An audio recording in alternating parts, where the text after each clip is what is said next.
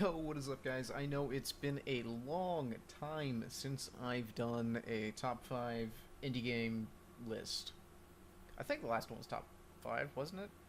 Any kind of top indie game list, any top list at all. It's been a while, but like today we're going to be doing a top 5 indie games that I found on Gamejolt. Now, I have done one of these before, and you guys have requested me to do it a lot, and I am so sorry that it has taken so long. I think it's been like a year now. I am so sorry that it's taken so long for me to get back to doing this, but here we go for another one. So hopefully you guys do enjoy. I know I sure did enjoy making this video because these games are actually really fun, and I got some pretty good games for you guys in store. But first up is Insectoid Descent, I think? Is it Descent or Defense? Wow, I'm already messing up. Isn't that great? Descent, my bad. For some reason I typed Defense, but it's Insectoid Descent, rather. So these guys actually reached out for me to check out their game. I know that's sad because I forgot the name of the game. I'm sorry. I have the worst memory. I feel bad. But anyways, these guys reached out for me to check out their game, and honestly, I was actually impressed. The gameplay, in all honesty, like, I didn't think I was gonna like it, to be honest. In all honesty, I did not think I was gonna like it. It just did not seem like my cup of tea. But after playing it, I will say that it makes for a great stress reliever. Killing waves and waves of bugs, but the game itself is pretty buggy. No pun intended. I found myself getting clipped onto walls quite often, and, well, seeing past that, though, I feel like the gameplay could get boring after a while, or, like, stale after a while. I feel there needs to be more encouragement to head out in the world and, like, explore. I don't know if they already do have it. I haven't played a whole lot of it. I got a basic idea of it for this video, and I did explore it a little bit, but, like, there was too much encouragement for me to stay where I was behind this minigun. Maybe, I don't know, like, maybe the miniguns are a bad idea. I have no idea. I need to explore it more, and I'll get more, like, I might do a more, like, in-depth review on it, along with other games on this list. But for now, I had to just do like a skim through. Like, I don't want to give my opinion, like, too much of an opinion on it yet, because I don't know, okay, not an opinion, rather. I'm giving my opinion right now, but, like, a review, rather. I don't want to give a review in this video because I haven't played it enough to actually review it. This is just like a, hey, these games are pretty cool that I just checked out. Here, check them out too. Anyways. It definitely needs some work for sure. But I think what they have so far is impressive, and I think you guys would be interested in too. I think that they said that they have a very small, like, dev team of, like, I don't really want to, like, misquote them because I don't remember what exactly they said. They reached out a while ago, and I was lacking on getting to it, but I think it's only a few people that are working on the game. So anyways, what they do have so far, like I said, is very impressive, and I definitely recommend checking them out.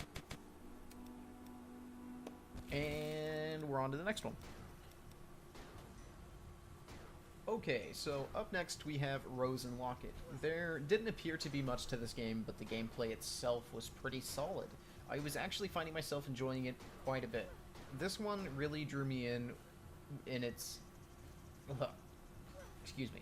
This one really drew me in with its fantastic art style and animations, and I'm really glad I found it, because I can't stress how much I love the art style of this game. The artist, or artists, I'm not really sure how many people worked on it, it did an amazing job, and the game seems super polished and actually gets pretty difficult, which I find even more fun. Again, not much to this one, but I still think it's worth checking out for sure. So, I guess we should get on to the next one. Okay, and up next we have Scorchbringer. Now, a downside to this one is it costs money. Which I don't blame them, because, like, they probably spent quite a bit of time developing this, so feel free to charge for your game. I mean, like, that just makes sense to me. But not everybody wants to spend money on a game, especially an indie game, so I can understand people that don't want to play it as well. But I do, however, think it is worth it. Otherwise, I wouldn't have put it on this list. So,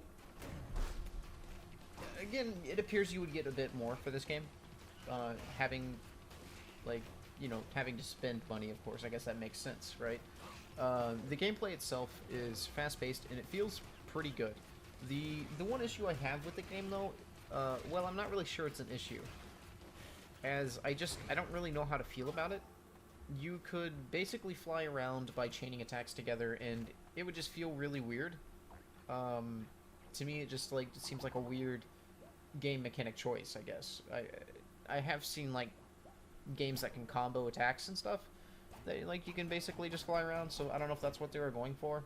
But I just found it really weird, and I, again, don't really know how to feel about it.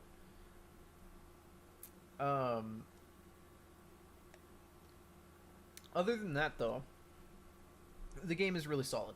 And you can find it on Steam for around $15, which isn't bad at all for a game. I still recommend it, though, even though it does cost money. But, yeah.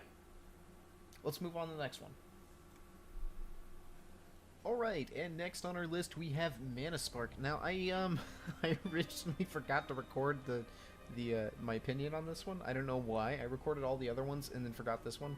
But, Mana Spark. Okay, so this one actually has my attention quite a bit, because I found that the combat is a little bit difficult, and it's also really cool that you can, like, hunt for your food. So, like, I noticed that, like, whenever my health was getting low, I would kill these boars, and they would drop food, and then you eat it, and you heal yourself, right? I think that's some really cool, like, gameplay mechanics, and I feel like it gives me... I hate to say it. Like, I really, really hate to say it, but, like... Actually, I'm not even gonna say it, to be honest. I was gonna say it gives me a Souls-like feel, but I'm not even gonna say it. It's so overused. It's nothing like Souls, but, like, it's a difficult game. And... it's really fun. I just actually really enjoy it. I noticed that you can play, like, multiplayer, and that's probably where I will have the most fun, because the multiplayer, I bet, is pretty good. I haven't had a chance to play it yet with other people, but that I'm definitely going to do that, because I think that'll be a lot of fun. So, I think that the overall, like, gameplay so far is really... punishing, I guess, to an extent. Like, you got to time your shots right, because otherwise you're going to get punished for it. Not like, if you screw up, you're going to get punished for it, for sure. And I like that kind of, like, design mechanics, because I feel like more games should be doing that, instead of, like, being a walking simulator. Death Stranding, look at you. I'm sorry. I'm sorry. I take it back. So, I definitely recommend this game. Again, I think it'll really shine during multiplayer. I think that's where it would, well, at least for me, I think it'll shine the most during multiplayer. But overall, it is super polished, mechanics-wise. The animations, though, I'm not sure how I feel about them. I don't know why they wouldn't add, like, a four-way direction, at least, for the animations on your player character. It seems like they only had two-way animations, and I don't know if that is a design choice, or if they were just, like, didn't really feel like, you know, animating two more directions, because I know that is a pain.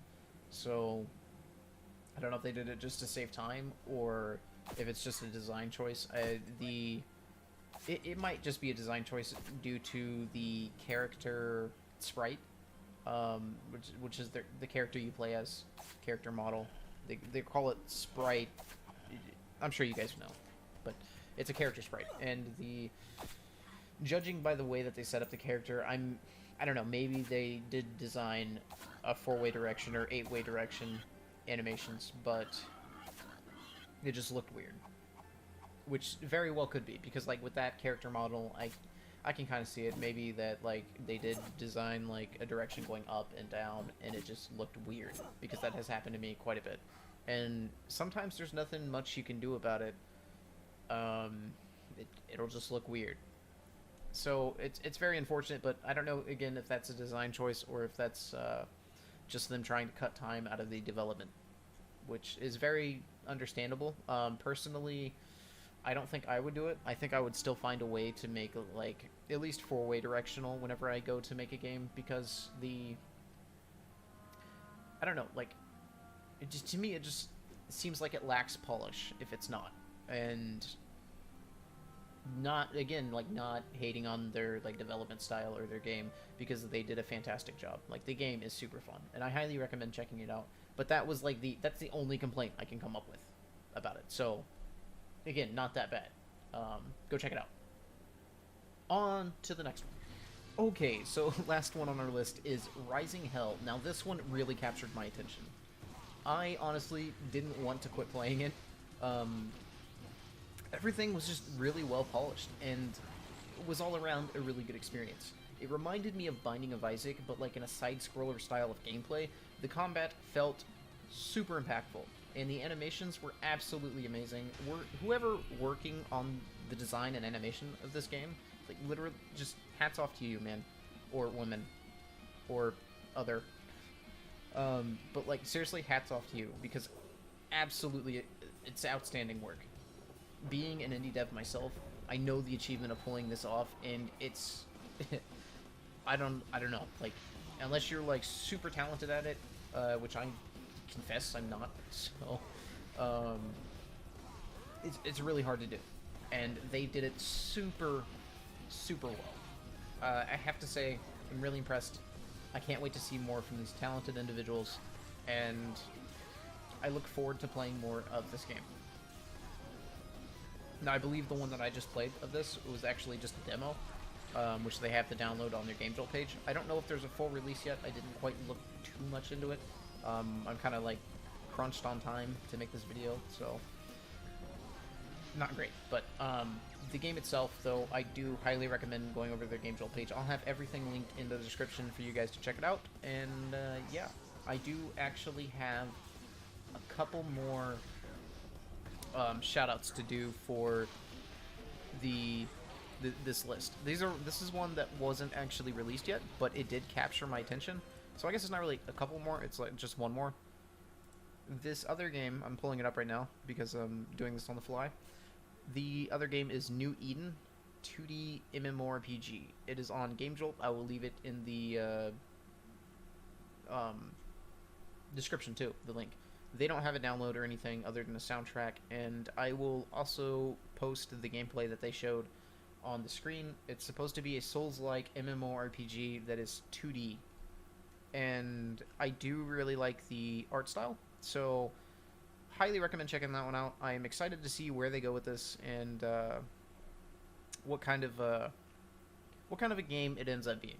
So far, it seems pretty interesting, so again, highly recommend checking it out. And right now, it looks like they have only 297 followers. Let's see if we can help out these games, guys. Like, if you check out this list, please go over and like support these guys. Like, Insectoid Descent only has 93 followers. Let's bring these numbers up. Okay, Mana Spark's doing pretty well at 2,896.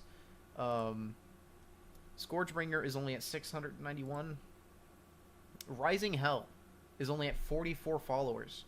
Please go help these guys out, because they did an absolutely amazing job. I'm actually not even following them right now. I need to do that.